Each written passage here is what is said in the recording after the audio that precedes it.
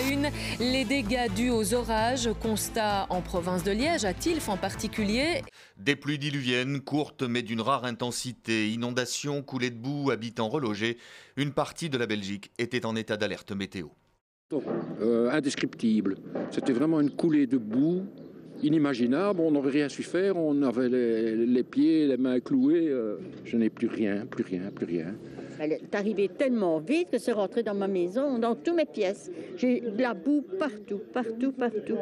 La ville de Berne veut maintenir son centre historique vivant. Fini les vacances dans la vieille ville. La location des appartements est désormais exclusivement réservée à la population bernoise. L'exécutif communal met des limites au développement des plateformes de location comme Airbnb. Ce que nous ne voulons plus, c'est que des maisons entières soient louées en permanence à des visiteurs étrangers. La population salue la mesure. Il y a beaucoup de gens qui cherchent des appartements à Berne. Et pour les hôtelleries, Airbnb, c'est une forte concurrence. Seule Genève avait pris jusqu'à présent des mesures similaires. C'est l'une des frontières les plus contrôlées du territoire français.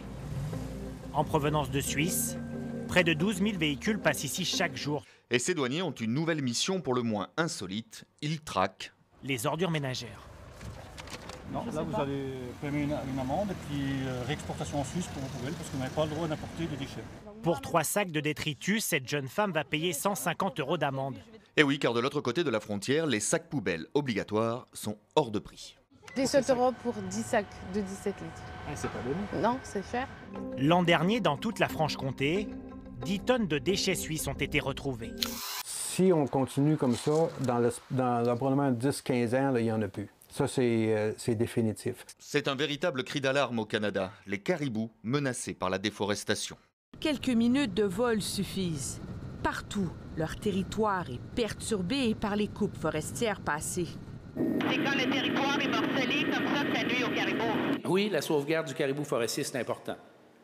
Mais il n'est pas question de sacrifier des jobs en forêt.